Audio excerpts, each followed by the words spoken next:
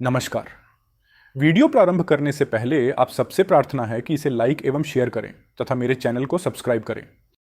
पहले 4 प्रश्नों में ऋषि पिप्पलाद ने भगवान प्रजापति द्वारा रई एवं प्राण की उत्पत्ति, प्राण का 5 भागों में विभाजित होना, इन पंच प्राण द्वारा मनुष्य एवं विश्व का संचालन, गहन निद्रा में इन पंच प्राण द्वारा होने वाला यज्ञ और उसके फलस्वरूप प्रतिदिन ब्रह्म से एकाकार की अनुभूति, इन सभी तथ्यों को एक एक कर समझाया। यानी अब तक हम ये जान चुके हैं कि सृष्टि का मूल कारण ब्रह्म है। ब्रह्म ने किस प्रकार इसका सृजन किया, कैसे इस ब्रह्मांड का अस्तित्व एवं संचालन भी ब्रह्म के ही द्वारा है, तथा उस परम तत्व के होने का आभास किस प्रकार हम गहन निद्रा में कर सकते हैं। परंतु हम अभी तक ये नहीं जान पाए हैं कि परम ब्रह्म से सदैव के लिए एक होने का मार्ग क्या है। आखिर वेदांत का अंतिम लक्ष्य तो परमानंद प्राप्ति है। तो आइए अब हम 5वें प्रश्न के उत्तर में इस का मार्ग भी जान लेते हैं। सिबी के पुत्र सत्यकाम ने ऋषि पिप्पलाद से 5वां प्रश्न पूछते हुए कहा कि हे भगवान, जो मनुष्य जीवन भर ओम मंत्र का ध्यान करता है, उसे जीवन के अंत में किस लोक की प्राप्ति होती है। यदि आपने मांडुक्य उपनिषद के विषय में मेरे पिछले 2 वीडियो देखे हैं तो आप समझ ही गए होंगे कि यह प्रश्न हमें किस ओर ले जा रहा है।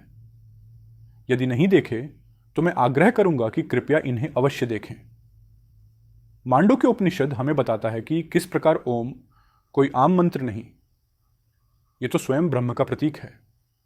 जो व्यक्ति इस सत्य को समझ लेता है वो ओम मंत्र की चारों मात्राओं पर ध्यान कर ब्रह्म को प्राप्त कर लेता है। ऋषि पिप्पलाद उत्तर देते हैं कि ओम परम ब्रह्म भी है और हिरण्यगर्भ भी, ओम पुरुष भी है और प्राण भी, ओम संसार के होने का कारण भी है और उसका अस्तित्व भी। ओम में ही ब्रह्म का वास है। यदि कोई ओम मंत्र की केवल एक मात्रा यानी उसके प्रथम अक्षर आ पर ध्यान करके जीवन भर उसका जाप करता है तो ऐसे मनुष्य को ऋग्वेद की ऋचाएं इसी मृत्युलोक अर्थात मनुष्य योनि में बार बार जन्म देती हैं। वो अपने तप, ब्रह्मचर्य एवं श्रद्धा के बल पर इस लोक में महान बन जाता है। अगले श्लोक में ऋषि बताते हैं कि यदि कोई ओम की 2 मात्राओं पर ध्यान करता है अर्थात आ एवं ऊ पे, तो ऐसे व्यक्ति को जीवन उपरांत यजुर्वेद के श्लोक दक्षिणायन अर्थात चंद्रमा के मार्ग से स्वर्गलोक में ले जाते हैं। इस लोक में सभी प्रकार के सुखों का आनंद लेते हुए वो तब तक रहता है जब तक उसके संचित पुण्य कर्मों का फल समाप्त नहीं हो जाता और इसके बाद उसे पुनः मृत्यु लोक आना पड़ता है। इसके उपरांत ऋषि समझाते हैं कि जो व्यक्ति उस परम पुरुष की उपासना ओम मंत्र की 3 मात्राएं अर्थात आ, ऊ एवं मां को उसका प्रतीक समझकर जीवन भर करता है, उसे साम वेद के मंत्र उत्तरायण के मार्ग से ब्रह्मलोक ले जाते हैं। उत्तरायण के मार्ग से ले जाने का अर्थ है कि ऐसा व्यक्ति पुनः मृत्युलोक में जन्म नहीं लेता है। जिस प्रकार सर्प अपनी केंचुली उतार देता है, उसी प्रकार ऐसा व्यक्ति अपने प्रारब्ध एवं संचित दोनों ही प्रकार के कर्मों से मुक्त हो जाता है। उस ब्रह्मलोक में जाने के उपरांत उसे स्वयं हिरण्यगर्भ द्वारा ब्रह्मज्ञान प्राप्त होता है और वो सदैव के लिए मुक्त हो जाता है।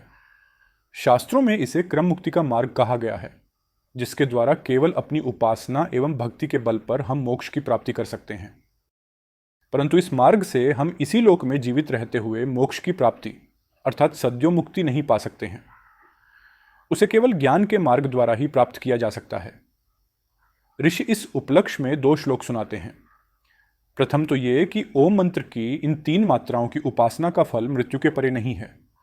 इन पर ध्यान करने से जो फल मिलता है वो मृत्यु के बाद ही मिल सकता है, जीवित रहते हुए नहीं। परंतु ये भी सत्य है कि जो व्यक्ति इन तीनों मात्राओं का अर्थ समझकर ओम की उपासना करता है वो आत्मन के सभी रूपों को जानकर ब्रह्म में स्थिर हो जाता है। ऐसा व्यक्ति जागृत अवस्था में आत्मन के वैश्वानर रूप, स्वप्न अवस्था में उसके हिरण्यगर्भ रूप एवं गहन निद्रा में आत्मन के ईश्वर या प्राज्ञ रूप को समझकर ब्रह्म में पूर्णतः स्थापित हो जाता है। दूसरे श्लोक के द्वारा ऋषि इस प्रश्न में दी गई अपनी पूरी शिक्षा को संक्षिप्त रूप में प्रस्तुत करते हैं। वो कहते हैं कि ऋग्वेद की ऋचाओं द्वारा मृत्युलोक, यजुर्वेद के श्लोकों द्वारा स्वर्गलोक तथा सामवेद के मंत्रों द्वारा ब्रह्मलोक तक पहुंचा जा सकता है तथा उस परम ब्रह्म तक भी जो आनंदमय, अविनाशी, अजात, अभय एवं अद्वैत है। यहां 5वें प्रश्न की व्याख्या समाप्त होती है। जल्द ही छठे एवं अंतिम प्रश्न के साथ अगले वीडियो में मिलते हैं। यदि आपने मांडुक्य उपनिषद पर मेरा वीडियो नहीं देखा है तो आप शायद इस प्रश्न का परिप्रेक्ष्य पूर्णतः समझ नहीं पाए होंगे। स्क्रीन पर दिए गए लिंक द्वारा इस वीडियो को अवश्य देखें। धन्यवाद।